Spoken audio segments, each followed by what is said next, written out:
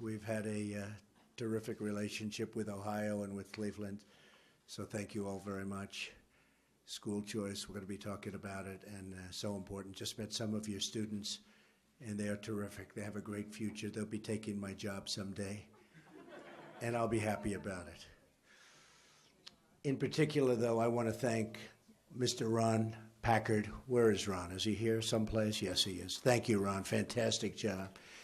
And Ms. Deborah Mays, who has really done an incredible job. Deborah, thank you. Thank you. What a great job. For hosting us at this beautiful school. Today we're going to discuss one of the most important issues in this campaign, school choice. But before we do, I want to briefly discuss new revelations about Hillary Clinton's very famous emails. According to the FBI report, the FBI did not find that hostile foreign actors, and would think of this, it's so important, when they went around and were so vigilant, at least as far as this, but they found that hostile foreign actors gained access to the personal email accounts of individuals with whom Clinton was in regular contact, and in doing so, obtained emails sent to or received by Clinton on her personal account. And every time she talks about the subject, it's different. She's got to get her act together. Remember, Hillary Clinton was emailing about the drone program, among many other extremely sensitive matters. This is yet more evidence that Clinton is unfit to be your commander-in-chief. By the way, the whole country saw how unfit she was at the town hall last night, where she refused to take accountability for her failed policies in the Middle East that have produced millions of refugees, unleashed horror of radical Islamic terrorism all over, and made us less safe than ever before. Throughout it all, she put the country, and I mean the entire country, at risk in order to cover up her pay-for-play scandals as Secretary of State. These include scandals giving up uranium to Russia, doing favors for UBS Bank, and selling contracts to friends and family in Haiti. It's all about hiding criminal enterprise, and that's what it's about. As part of her criminal cover-up, Hillary's, and you know her staff, you know it well. You read about it all the time. You just read about it, and it's getting worse and worse. Hillary Clinton's staff deleted and digitally bleached, which is acid cleaned, her emails after receiving a congressional subpoena. That's after receiving, not before. That's after receiving. She gets a subpoena from the United States Congress, and she deletes and bleaches. She also, and her staff, destroyed some of her 13 different phones, but this time with a hammer. I've never done that. Then, when she was interviewed by the FBI, she claimed she couldn't remember important events 39 times. She couldn't even remember whether she was trained or handling classified information. Didn't remember anything about it. So if she really didn't remember, that's a problem. And if she did remember, that's a problem. She even said she didn't know what the letter C stood for, whether it was confidential, classified information, or something. All the while, as Hillary and Bill raked in millions of dollars from special interest, the world was falling apart. Hillary Clinton's policies produced ruin in Libya, Iraq, and Syria. Absolute ruin and death. She failed in Russia. She failed in China. She failed miserably in North Korea. Her policies unleashed ISIS, spread terrorism, and put Iran on a path to nuclear weapons, not to mention the ransom payments owe those ransom payments. Remember 2 weeks ago, it was $400 million in cash. Well, yesterday we found out that in cash, it was $1.7 billion. These are unheard of. This is cash. This isn't wire transfer. This isn't check. This is cash, $1.7 billion. And then you say, is that going to terror or is that going to people's bank accounts? I actually think it's going to both. On top of it all, Hillary Clinton is trigger happy, totally trigger happy. She's raced to invade, intervene, and topple regimes. She believes in globalism, not Americanism. Everybody understands it. Last night, she even falsely said, no American died in Libya. Now, I heard that, and I said, could she have forgotten so quickly? Then she also falsely said there's no ground troops in Iraq, even though we have 5,000 military personnel there right now. Iraq is one of the biggest differences in this race. I opposed going in, and I did oppose it, despite the media saying no, yes, no. I opposed going in, and I opposed the reckless way Hillary Clinton took us out, along with President Obama, letting ISIS fill that big, terrible void. But I was opposed to the war from the beginning, long after my interview with Howard Stern. But 3 months before the Iraq war started, I said in an interview with Neil Cavuto that perhaps we shouldn't be doing it yet, and that the economy, these are quotes, that the economy, this was on live television, the economy is a much bigger problem as far as the president is concerned. This was before the war started by a very short distance. Then on March 25th of 2003, just after the war had started, just days after, just a little while after, I was quoted as saying, the war is a mess. And yet, more evidence that I had opposed the war from the start. I said, the war is a mess on television somewhere. In July of 2003, I said, I would love to see New York City and some of our cities and some of the states of our nation get some of the money that's going toward Iraq and other places. Because, you know, they really need it, and they need it badly. Well, I said that. We have numerous other quotes, too, by the way, both before and shortly after. Then in August of 2004, very early in the conflict, extremely early in the conflict, right at the beginning, I made a detailed statement in an interview to Esquire magazine. So right at the beginning. And by the way, numerous honest reporters said, well, Trump may have said it at the beginning, and some said he did say it at the beginning because they had Cavuto's clip and other clips. But some said, well, you know, it doesn't matter because right at the beginning, he made very strong statements. This is many years ago. And here's what Esquire magazine said. This is a quote, an absolute quote. Look at the war in Iraq and the mess that we're in. This is right after the war started. I would never have handled it that way.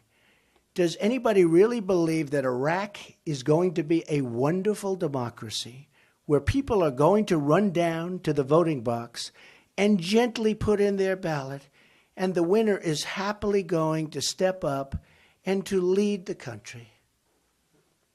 So innocently. I go, come on. 2 minutes after we leave, there's going to be a revolution. Pretty good. And the meanest, toughest, smartest, most vicious guy will take over. Well, that's going to be combinations of ISIS and Iran. Iran's taken over. They're taking over among the richest and largest oil reserves in the world. We let them do it. We let them do it. Should have never been in the war, but we should have never, ever gotten out of the war the way Barack Obama got us out along with Hillary Clinton, because we opened it up for ISIS. So it continued. What was the purpose? This is me right at the beginning of the war in an article. What was the purpose of this whole thing? What was the purpose? Hundreds and hundreds of young people are being killed. And what about the people coming back with no arms and with no legs? Not to mention the other side, all of those Iraqi kids who've been blown to pieces. And it turns out that all of the reasons for the war are just blatantly wrong. All this for nothing. All this for nothing. This was right at the beginning of the war. Then they see, I see the lies last night. Donald Trump was always in favor of the war in Iraq. That's why I had to do this. Because the media is so dishonest, so terribly dishonest. And you understand it, you understand it, and you understand it. The media is so terribly dishonest. So I had to do this. I ended with, I would have been tougher on terrorism.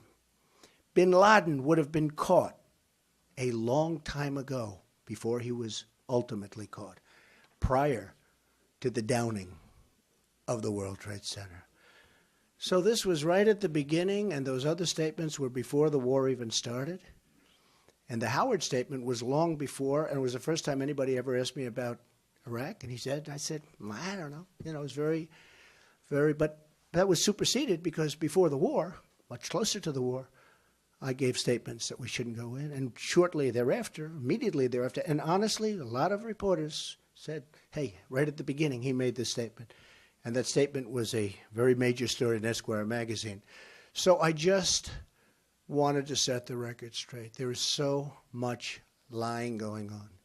And Hillary Clinton lied last night about numerous things, including her email, but she also lied about this. Had I been in Congress at the time of the invasion, I would have cast a vote in opposition.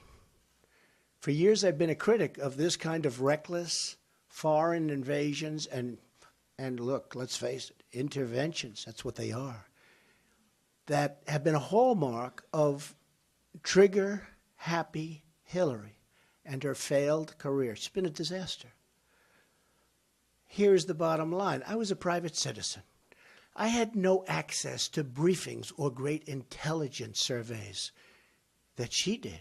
I had no access to anything as a private citizen. Frankly, nobody really cared too much about what I said. I'm doing business. I don't even know why I was asked the question. I guess because I was asked the question. Who knows? But I didn't have access to all of the intelligence information that she did and everybody else did. But in Iraq, my judgment was right.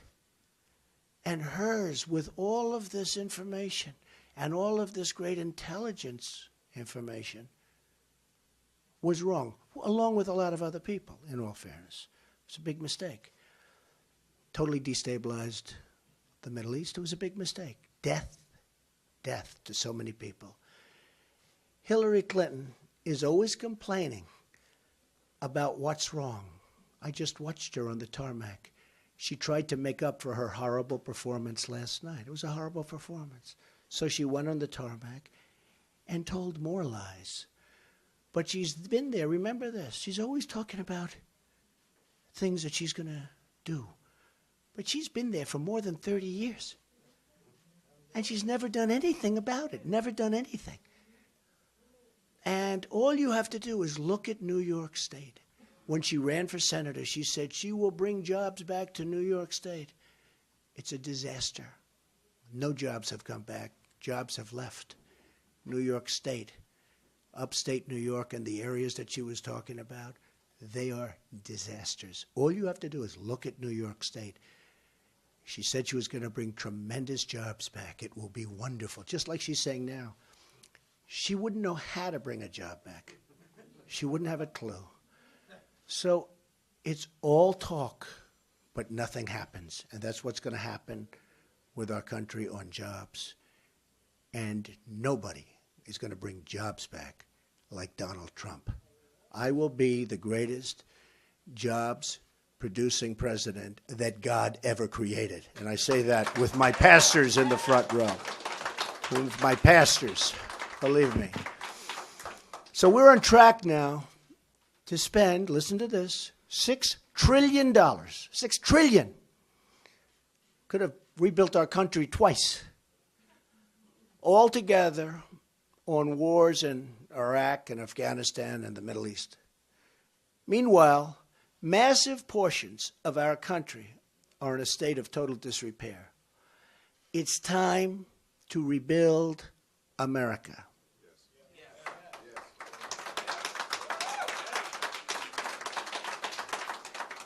And when I say that, we will also, before we get totally started, we will take out ISIS. Remember that. We have no choice. We have no choice. Too many Americans living in our inner cities have not been included in the American dream. We are a nation, and we're one nation. When any part of our country hurts, our whole country hurts. My goal as president will be to ensure that every child in this nation, African American, Hispanic American, all Americans, will be placed on the ladder to success. And I define that as great education and a great job. The ladder rests on a fundamental foundation. We need safety. There's such danger in our inner cities. There's such danger in our communities.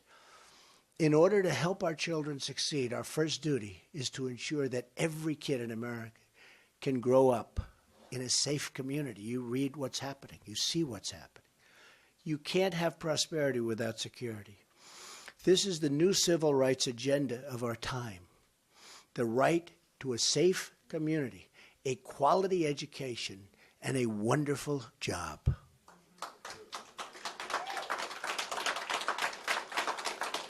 Including for those great students that I met just a little while ago. They're going to do great. They are really doing great. You've done such a great job with the education here. Our campaign represents the long-awaited chance to break with the bitter failures of the past and to embrace a new and strong American future. There's no failed policy more in need of urgent change than our government-run education monopoly. And you know in the back, that's exactly what it is. They're protecting a lot of people that have a lot of really high-paying jobs, and they're not doing the jobs like Deborah, that I can tell you.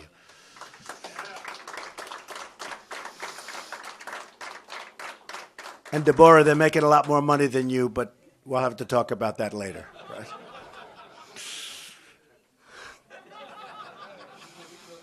The Democratic Party has trapped millions of African American and Hispanic youth in failing government schools that deny them the opportunity to join the ladder of American success. It's time to break up that monopoly. Have to do it. I want every single inner city child in America who is today trapped in a failing school to have the freedom, the civil right, to attend the school of their choice. Their parents will choose the finest school. They will attend that school. This includes private schools, traditional public schools, magnet schools, and charter schools, which must be included in any definition of school choice. Our government spends more than enough money to easily pay for this initiative, with billions and billions of dollars to be left over. It's simply a matter of putting students first, not the education bureaucracy, and that's what's happened.